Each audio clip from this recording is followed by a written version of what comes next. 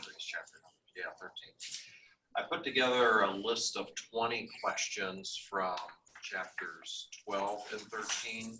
So all the questions that we'll go through today, I don't know, it's not an equal mix, but questions, 20 questions from chapters 12 and 13. I'm going to post this online later today, so you'll have access to this online. This is not a replacement for the practice exam for exam 3. It's just, you can use it as a supplement to that. I just wanted to drill through some concepts that I know students have a hard time with on exam 3. So if I were to show you, it's a little easier for you guys to see up there, I suppose, but if I were to show you this graph, and then given all that information on that graph to maximize profit or minimize losses, this firm should produce, what do you think the answer to that is? Okay, yeah, let's go to this one.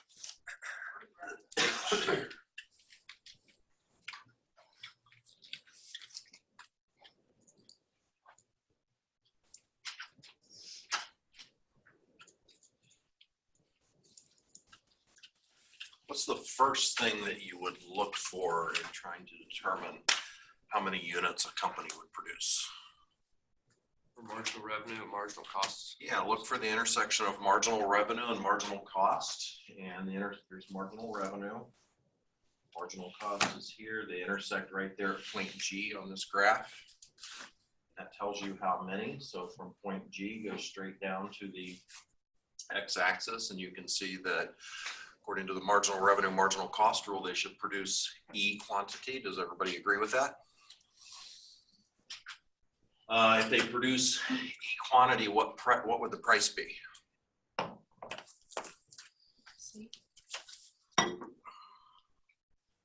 Here? No, that's a very common trap that people fall in. Very common mistake. Understandable, because we focus our attention so much on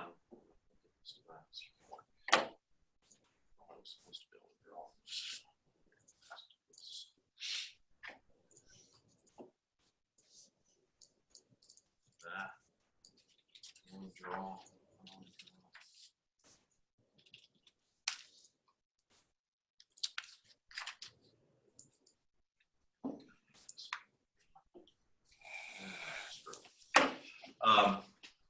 The marginal revenue, marginal cost rule allows you to determine how many of something to produce, remember. It doesn't tell you what the price is. I know the natural inclination is to, we focus our attention so much on that intersection, we zip over here to see what the price is, right? That's the number one mistake students will make on this upcoming exam. So once you determine they're going to produce E units of this thing, you got to follow that quantity all the way up vertically until you get to the demand curve. It intersects the demand curve there at point J, go over here to the price axis, and that's price A. So the quantity of output would be E, and the price would be J, which is, I don't know which one. D. Oh, no. It's that. E, yeah, C does. I'm used to these being in a row, not used to being in columns like that. Does that make sense to everybody? Again, number one mistake students will make on the exam is going over here and looking at that and saying that's the price. Marginal revenue, marginal cost rule, can't stress that enough. That tells you how many. It doesn't tell you what the price is. Only the demand curve can tell you what the price is. Questions about that?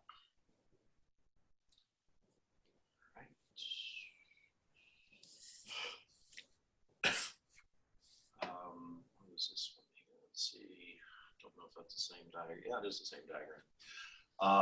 What would total revenue be?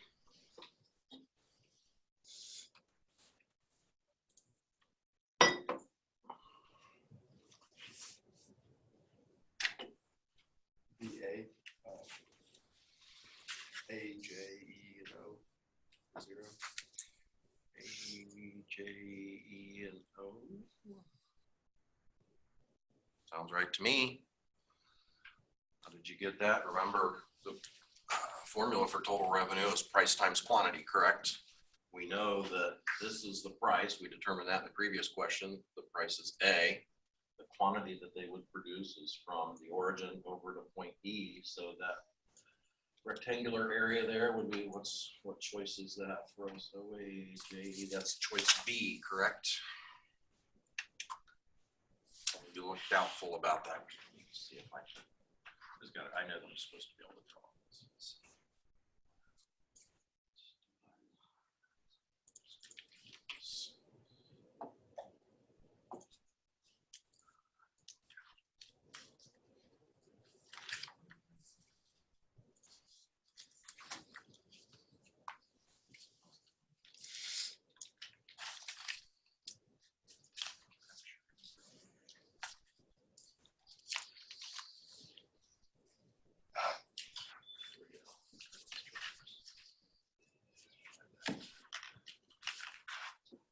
There we go. Okay.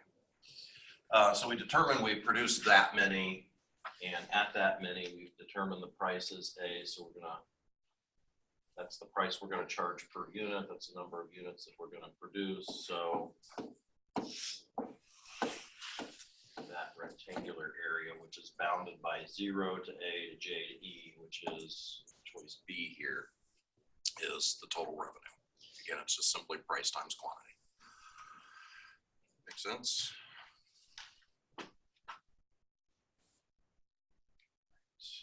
And next one, diagram. Total cost will be, what will total cost be?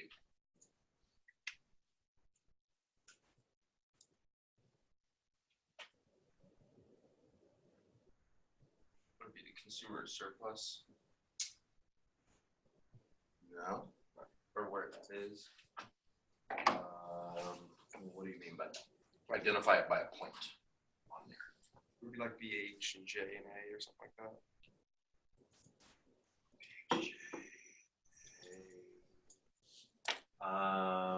That is something, but that's not total cost.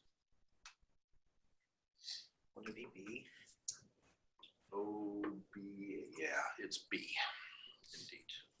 Total cost is the number of units we produce times the cost per unit, and we're producing E, that intersects the average total cost curve right there. So that's the cost per unit, because that's average total cost, and you have to multiply that by the number of units produced. So that rectangular area. What does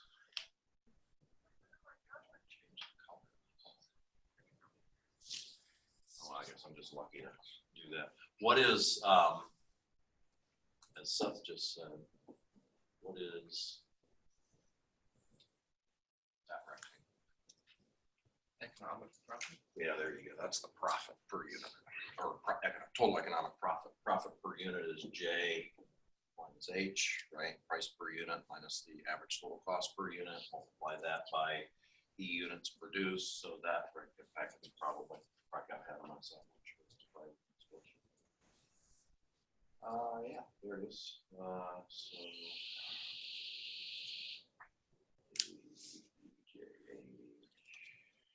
this one.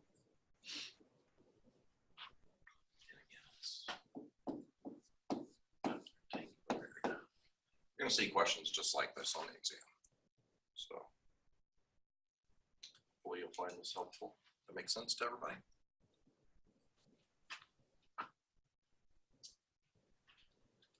Oh, finally a different graph. Okay, what's this?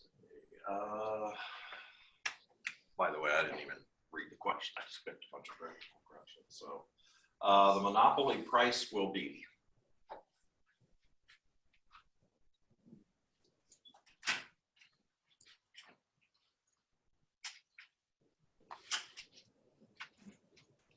What do you see? I'm assuming you mean this C, right? Yeah. Not this one. Yeah. That's another common thing. They notice that. Did you notice that on the second exam? They'll do that a lot. They'll have like letter references, and you're in your mind, you're thinking, okay, I know the price of that is C. Why did we come up with C? Well, again, you focus your attention on marginal revenue and marginal cost. You go down here, that tells you they should produce F units, but at F units, you got to go all the way up to the demand curve to determine what the price is. Note that it's C on the graph, but it's a letter choice A, so be careful of that on exams too.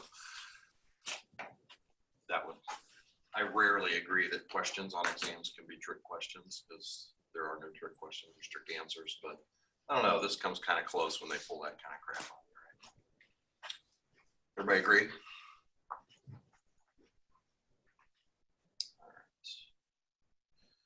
All right. Same graph as a piece of cake. Let's total output. You can identify it by the point on the graph. You don't have to worry about what the letter or what the A, B, C, D choices are. How much would this monopolist produce? F. See a pattern here? Notice in every one of these questions, we first focused on where does marginal revenue and marginal cost intersect. Because without that, you can't tell how many or what the price is. And without how many units or what the price is, you couldn't answer any of these questions, correct? If you're not comfortable with this now, get comfortable with it before 2 weeks from now. Okay, so two different graphs here, and firm A is, and then it goes on to say whatever else. So just without even reading our choices here, between these two models, which one of those would represent pure competition? Firm A. Firm A, the one on the left, right? Remember, it's only the purely competitive model where the demand curve is perfectly elastic or perfectly horizontal. That only occurs in pure competition, doesn't occur in any of the other market models. And then firm B is most likely monopoly, since I picked these from the monopoly and monopolistically competitive chapters. So let's see, firm A is, well, it's definitely not a pure monopoly, pure competitor. So we'll do this one, I'm assuming. Let's roll out the other ones. Yeah. As is firm B. So clearly choice B on that one is the only correct answer. Miss a question like that on the exam.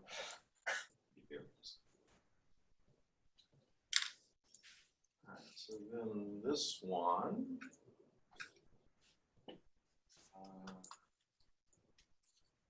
It will only be,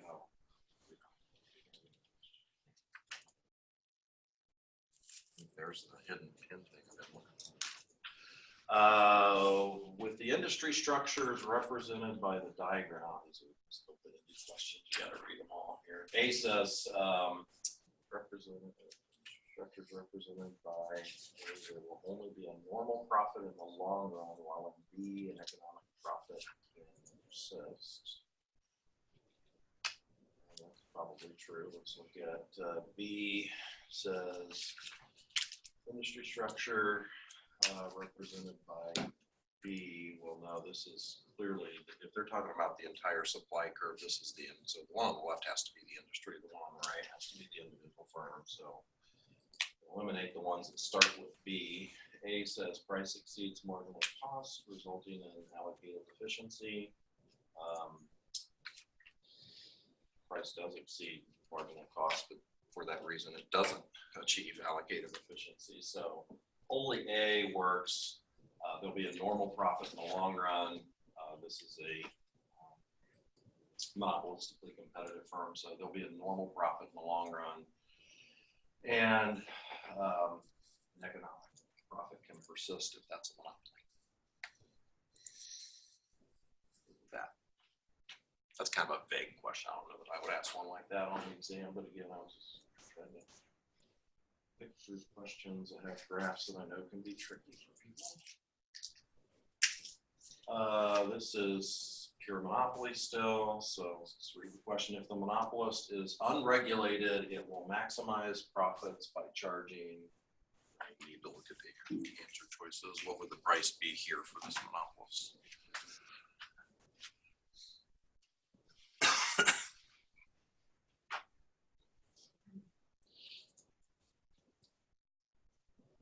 Well, you've got 4 choices. It's P1, 2, 3, or 4.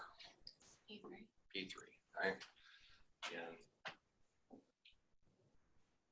there's Q3, follow that all the way up to the demand curve, and it is price P3. Specifically, it says unregulated, which is your clue that they would be able to charge whatever price they wanted to maximize their profit. So indeed, it would be P3. If the question had said, this is a regulated monopolist and it's regulated in a fair cost way or a fair price way, what would the fair price be? Would be the bottom of the average total cost, or would be P1? It would be P1, not necessarily, it isn't the bottom of the average total cost, that's right there, but it would indeed be P1, because remember, the fair price strategy is where you regulate the monopolist such that they can earn only a normal profit, not a positive economic profit. So if you were to regulate them and say they had to make their price equal to average total cost, there's only one price over here on that demand curve that intersects the average total cost curve. So that would be this would be the fair price.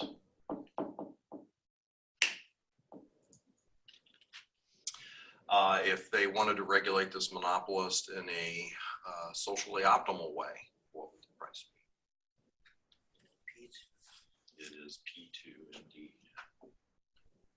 Socially optimal means we achieve allocative efficiency, and we only achieve allocative efficiency when price is equal to marginal cost. So you look for where the marginal cost curve intersects the demand curve. P2. That is what we call socially optimal.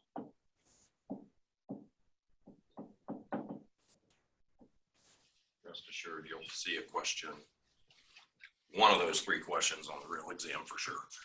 Either the unregulated price, the fair price, or the socially optimal price. You should be able to pick that out on this graph. Comfortable with that?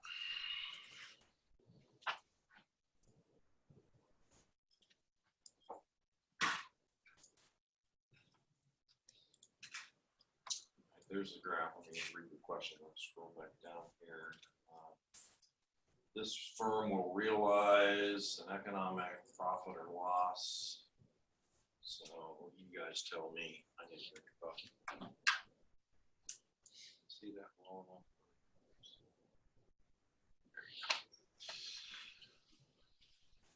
Take a second to ponder that. Let me know what you think.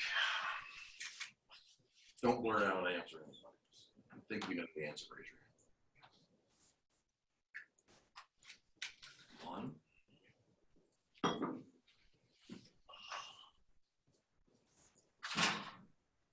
First of all, will they make an economic profit? Yes or no? Positive economic profit.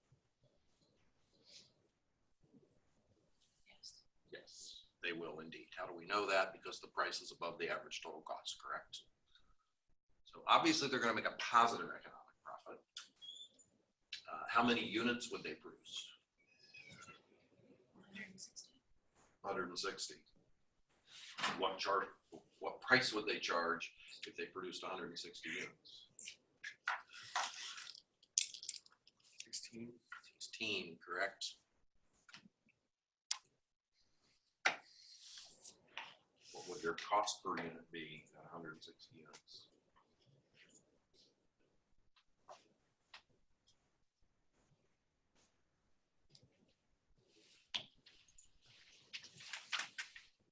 Come on, you guys just being bashful now. They produce 160 units.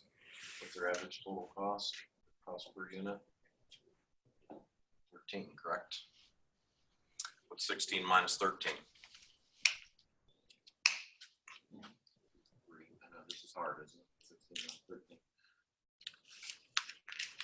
What is that $3? That $3 is their per unit profit, correct?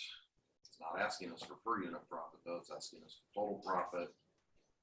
And I know you knew the answer was 400. Right? It's 160 units produced times the $3 per unit profit. So you make $3 per unit, that's your profit per unit, and you produce 160 units, you're making $3 average profit on every one of those 160 units produce, so that would be your total revenue, and that is indeed.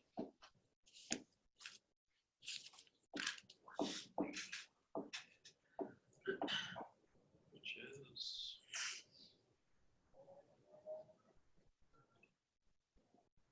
D. Makes sense to everybody? Is this helpful?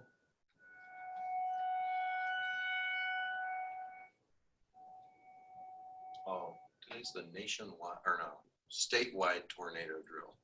I think that's a tornado siren, right?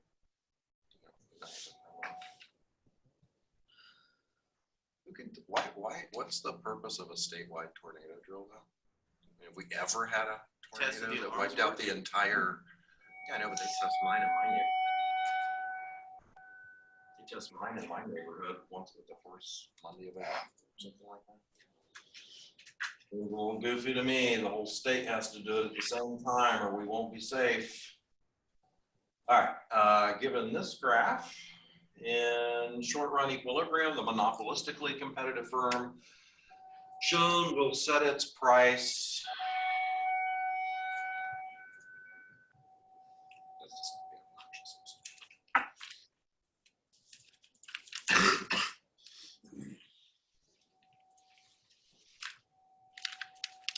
Well, we don't have any price information over there on the left-hand side, right? So I really won't know what he's getting to until we get to the choices, but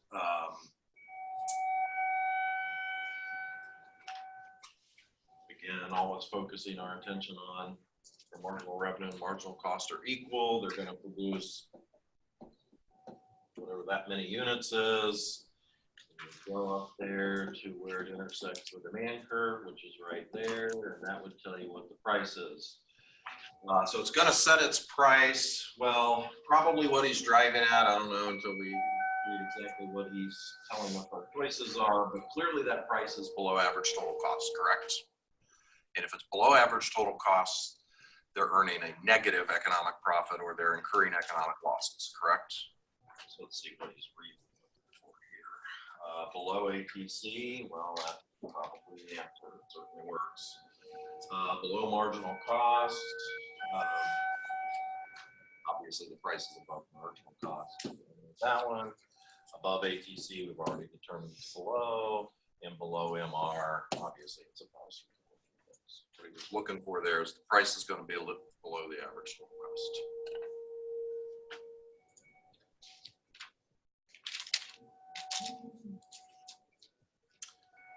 Same graph, I think,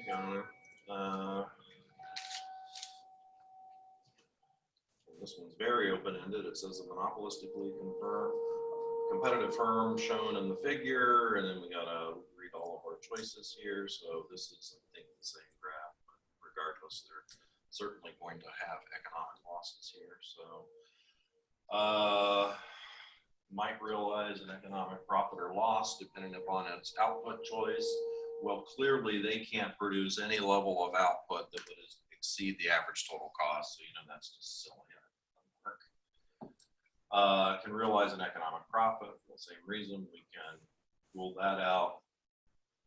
Certainly D is the correct answer. They cannot operate profitably in the short run. C, why is C not correct? This is monopolistic competition.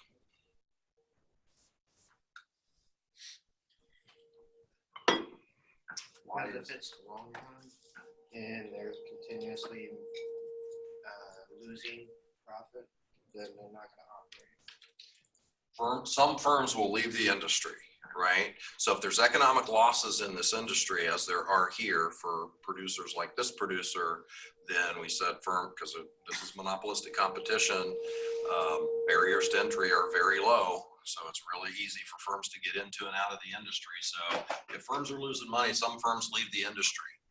When firms leave the industry, what happens to that demand curve? Yeah, right where it shifts, raising the price. Yeah, it shifts to the right. Not only does it shift to the right, but it actually gets a little bit steeper. And remember, I said that demand curve is a reflection of the market share of that one firm. Probably one of the more difficult things for students to grasp about this market model is remembering that that's not the total market demand curve. That's the market demand curve from this firm's perspective, or said another way, that's their market share. So when firms leave the industry, the remaining firms' market shares will increase a little bit, right? So not only does the curve shift to the right, it actually gets a little steeper as well. And so this would be a scenario where, in the long run, price would equal average total cost, and there would be a zero economic profit. There wouldn't be any negative or positive economic profit, correct? That's long run equilibrium. So that's why C is not correct.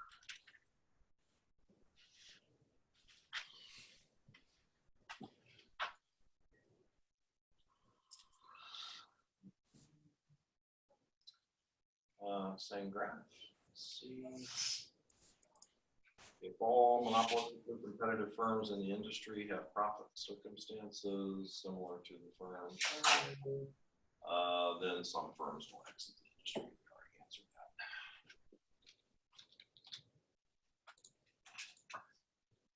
Certainly,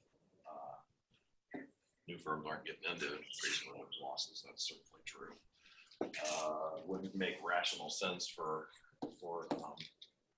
no firms to exit the industry for the same reason new firms wouldn't enter. And A is not true, because just because there's economic losses, there's a large number of firms. Firms will know that as some remain, some of them will have the ability to at least see their losses, if not turn into positive economic profits, they hope. So all firms would not exit the industry.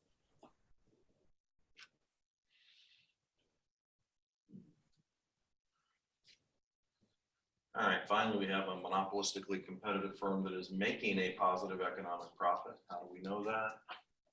They produce that many at that price, whatever that price is. Clearly, that price per unit is above the average total cost, so they are going to make a positive economic profit in this scenario. Let's see what it's asking.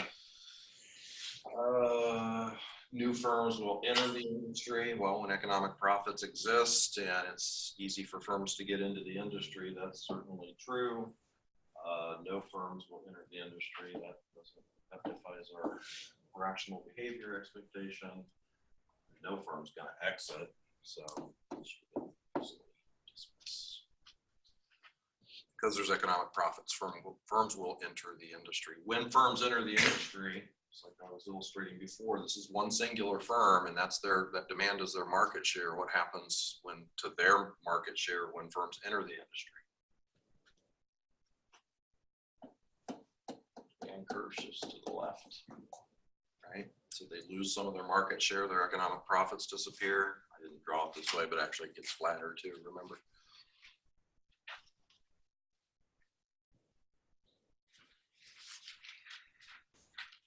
So here we're shown three different monopolistically competitive industries, and clearly this one is the one that achieves long run equilibrium because price is the average total cost.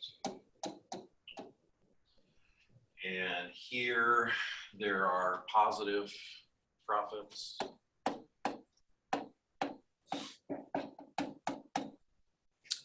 And here there are negative profits or losses.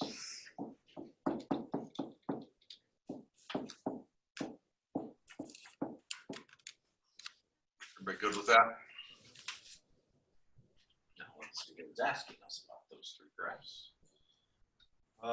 Short run equilibrium entailing economic loss is shown by, well, that is clearly graph C, so that would be diagram C.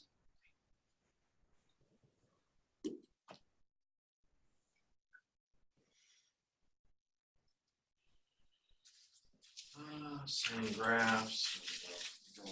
Once again, short run equilibrium entailing economic profits. Remember, we identified that one as B. Really pretty much answered these two together. Choice B.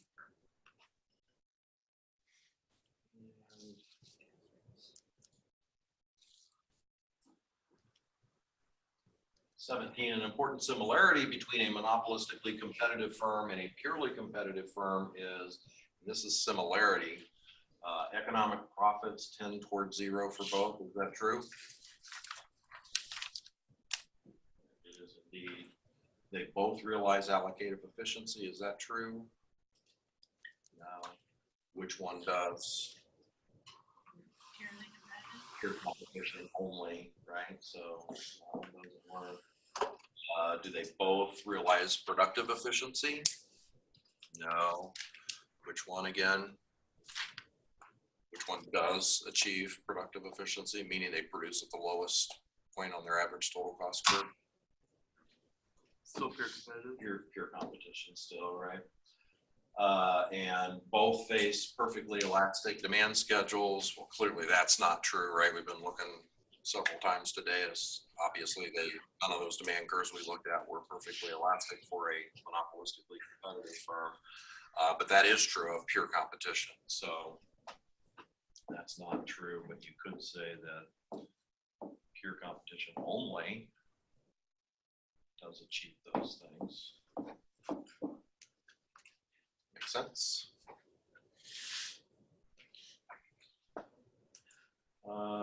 18, monopolistically competitive industries are inefficient because by the process of elimination, they realize diseconomies of scale. Nope. Monopolistically competitive sellers engage in misleading advertising. No, they just try and advertise to get people to want more of what they have. It's misleading. They are overpopulated with firms whose plants are underutilized. Yeah, I don't necessarily like the overpopulated term there, but that is true, actually. Advertising costs retard technological advance and product development. That's not true, actually. Dr. Offer talks about the fact that because they can advertise and perhaps give themselves a little bit of a competitive advantage, it does tend to allow them to do more of that. So it's not that. So C is the correct answer here. They're overpopulated with firms whose plants are underutilized. Remember we talked about the excess capacity on Monday. Get my days confused. Monday we talked about the fact that there's excess capacity in their system. In fact, here we can probably illustrate that with this in long run equilibrium. This firm produces that many units and the price ends up being equal to the average total cost. So this is their profit maximizing output level, but they could minimize their cost by producing over here at the lowest point on their average total cost curve. And remember, we always identify the lowest point on average total cost because that's where the marginal cost curve intersects it. So they could minimize their cost per unit by producing over here. So they have the resources available to be able to produce here, but they choose to produce over here to the left. So that quantity, the difference in quantity is how we reflect the excess capacity in their system. So they have resources that are just sitting idly, not doing something that could be utilized to produce more output if they only cared about minimizing their costs. But of course, we established on Monday, firms don't endeavor to minimize their costs, they endeavor to maximize their profit. Sense to everybody. So this is excess capacity.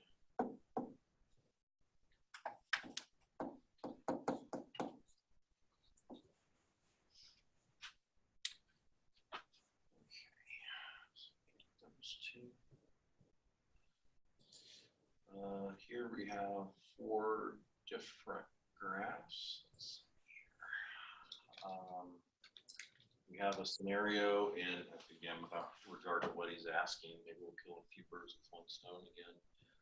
In this situation, they're going to produce at an economic profit, correct? Because the price is above average total cost. Here, they're not. That's price is equal to average total cost, so that's 0 economic profit. They're in a normal profit, but not a positive economic profit. This model is pure competition. And you know that, I hope by now comfortably immediately, because that demand curve is perfectly elastic, right? And then in this one, they would be producing at a loss if they were to produce there, an economic loss because the price is below the average total cost. Let's see what he's asking for. The differences in long-run equilibrium positions for a monopolistically competitive firm and a purely competitive firm are illustrated by graphs. So what he's asking for is long-run equilibrium. Well, clearly for monopolistic competition, it's this one. And we established already that that's a purely competitive outcome. How do we know that's long run? Because importantly, at that point, price is equal to average total cost and marginal cost. So marginal cost, average total cost, price all converge. It's the only economic model that we look at that does that.